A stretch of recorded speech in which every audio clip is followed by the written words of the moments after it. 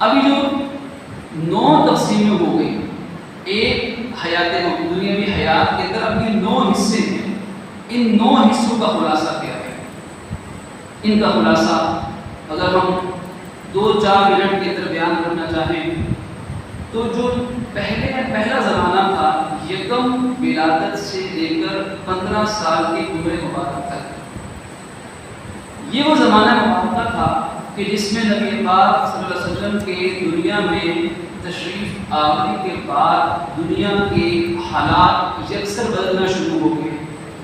شام کے محلات میں زلزلے برپا ہو رہے ہیں، کسرا کے کنگرے گر رہے ہیں، دنیا کی جو بڑی بڑی اس زمانے میں سپر پاور طاقتیں تھی مادی لحاظ سے، وہ زلزلہ بردام ہو رہی ہیں، لرز رہی ہیں، اور ابھی کسی کو نہیں پتا کہ یہ کیا ماجرا پیش آیا، یہ کب کی بات ہے۔ آپ کی ولادت باسعادت ربیع الاول کا مہینہ عام الفیل کا زمانہ، فیل عربی زبان میں ہاتھی کو کہتے ہیں، جس سال ابرہہ کے بادشاہ نے، اس عیسائی بادشاہ نے خانہ کعبہ پہ حملہ کر کے اس کو شہید کرنے کی نامعلوم کوشش کی، تو اللہ تعالیٰ نے، جس کا ذکر سورہ فیل کے اندر ہے، پرندوں کو بھیج کر وہ لشکر تباہ کیا۔ اس کو ہاتھیوں کا سال کہا جاتا ہے، عام کے معنی سال، فیل کے معنی ہاتھی، ہاتھیوں کا سال۔ عام الفیل یہ ایک غیر معمولی واقعہ تھا جو روئے زمین پر برپا ہوا، اور اپریل کا مہینہ تھا۔ اپریل کی 20 یا 21 یا 22، یہ 3 روایات ذکر کی جاتی ہیں کہ 20 اپریل یا 21 اپریل یا 22 اپریل، اور 571 عیسوی، یعنی حضرت عیسیٰ علیہ السلام کے دنیا سے آسمانوں پر سفر کو 571 سال تقریباً ہو چکے تھے۔ آپ کی ولادت باسعادت پیر کے دن ہوئی اور سحری کے وقت ہوئی، اور آپ کا نام نامی اسم گرامی ایسا رکھا گیا کہ اس سے پہلے کسی کا نام نہ رکھا گیا۔ نام نامی اپنے دریال والد صاحب کے خاندان کی طرف سے محمد رکھا گیا، اور اپنے ننیال یعنی والدہ صاحبہ کی طرف سے آپ کا نام نامی احمد رکھا گیا۔ سب حضرات کے حبیب صلی اللہ علیہ وآلہ وسلم۔ اس ولادت باسعادت کے بعد بہت سے معجزات پیش آئے۔ والدہ ماجدہ والدہ محترمہ فرماتی ہیں کہ میرے بدن سے ایسا نور نکلا کہ کائنات روشن ہو گئی۔ پھر یہ بچہ تقریباً 8 دن اپنی والدہ محترمہ کی خدمت میں رہا۔ والدہ نے دودھ پلایا، والدی نے خدمت کی، اور 8 دن کے بعد آپ کی دائی، آپ کی رضائی والدہ محترمہ حضرت سیدہ حلیمہ سعدیہ رضی اللہ تعالیٰ عنہا کی آپ کفالت میں رضاعت میں چلے گئے۔ اور پھر وہ جو معجزات ہیں کہ کیسے آپ کی اونٹنی جو پہلے کمزور تھی وہ سب سے دوڑ کے آگے نکل گئی، کیسے دودھ جاری ہو گیا، کیسے رزق میں برکت ہو گئی، تو وہ حیران پریشان تھے۔ آپ کی رضائی والدہ اور آپ کے رضائی والد وہ اس بچے کی برکت سے یقیناً سمجھ رہے تھے کہ یہ بچہ معمولی نہیں ہے۔ آپ کی پرورش تقریباً 6 سال تک حضرت حلیمہ سعدیہ کی زیر کفالت رہی، اور اس دوران کے آپ کے بچپن کے واقعات ہیں۔ یہ وہ واقعات ہیں جو چھوٹے بچوں کے لیے بڑے ہی پر اثر ہیں کہ نبی پاک صلی اللہ علیہ وسلم یہ معصوم بچہ محمد جو اپنے دوستوں کے ساتھ کھیلتے بھی تھے، لیکن کبھی کوئی ایسی شرارت نہیں کی جس سے کسی کو تکلیف پہنچے، کبھی اپنے رضائی بہن بھائیوں کا حضور نے حق نہیں مانا۔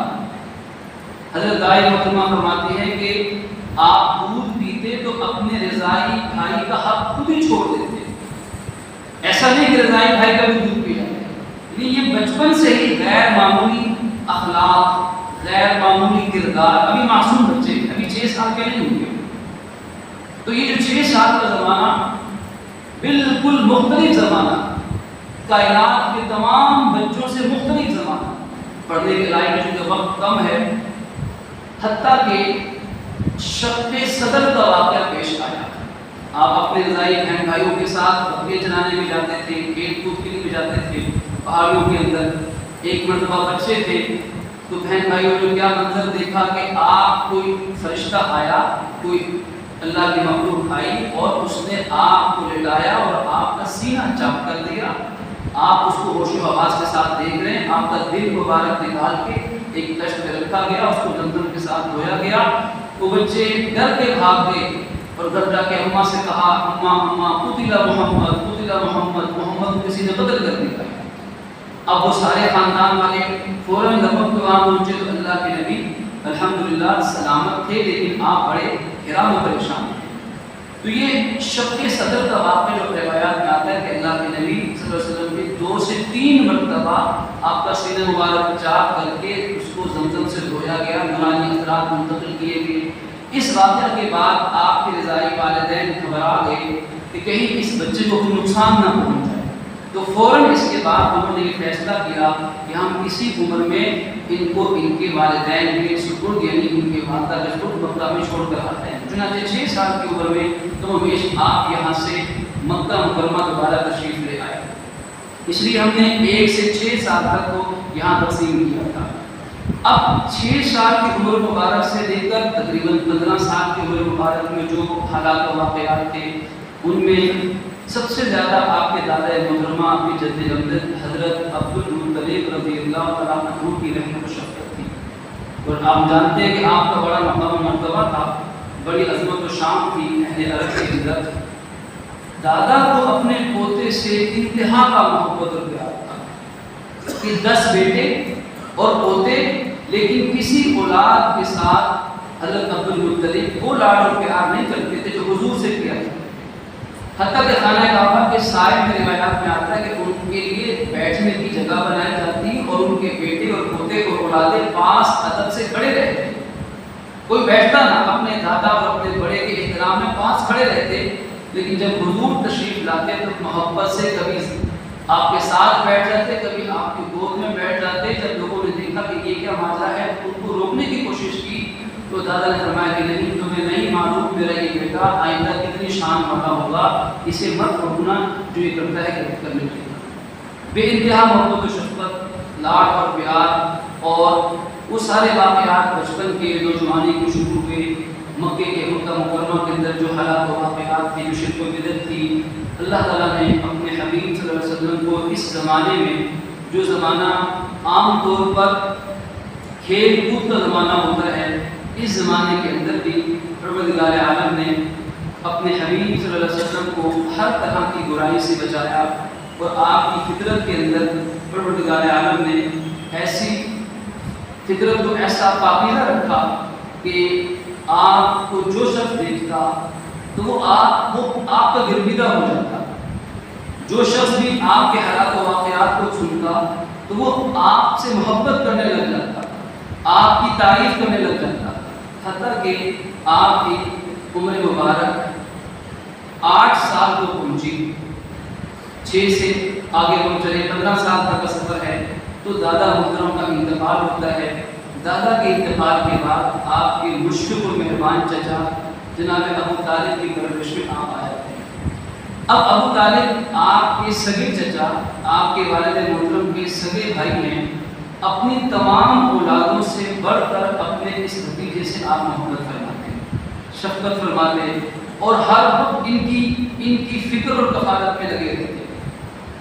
حضور ان کی آنکھوں سے اوجھل ہوتے تو ابو طالب پریشان ہو جاتے. حتیٰ کہ جب آپ کی عمر مبارک 12 سال کو ہوئی تو مشہور واقعہ ہے کہ آپ کے چچا آپ کو ان کے شام کی طرف تجارتی سفر میں اپنے ساتھ لے گئے. بیچ میں ایک جگہ پڑاؤ ڈالا.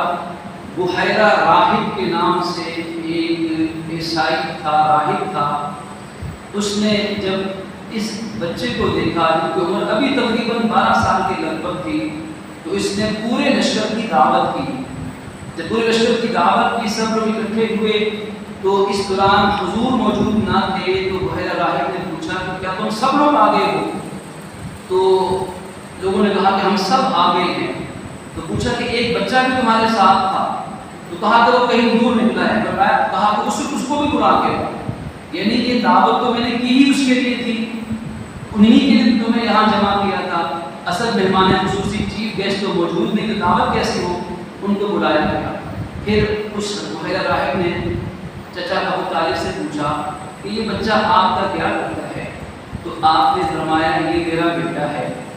تو اس بحیرہ راہب نے کہا کہ تم جھوٹ بولتے ہو، تمہارا بیٹا نہیں ہے. تو انہوں نے کہا بیٹا تو نہیں ہے، میرا سگا بھتیجا ہے، میں اس کے باپ کی جگہ ہوں۔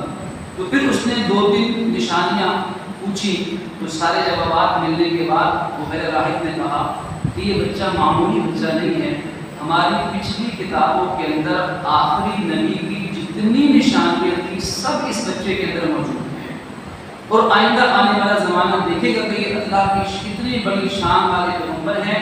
لہٰذا اس بحیرہ راہب نے چچا ابو طالب کو کہا کہ آپ ان کو شام مت لے کر جائیں، یہودی ان کو قتل کر دیں گے، کیونکہ یہودی بدبخت قوم ہے، وہ تو اپنے سلسلے سے نبوت کے انتظار میں ہے، اور یہ بنو اسماعیل میں سے پیغمبر آ گئے تو کہاں برداشت کریں گے۔ قرآن نے کہا کہ یہودیوں سے بڑھ کر حسد کرنے والا کوئی نہیں۔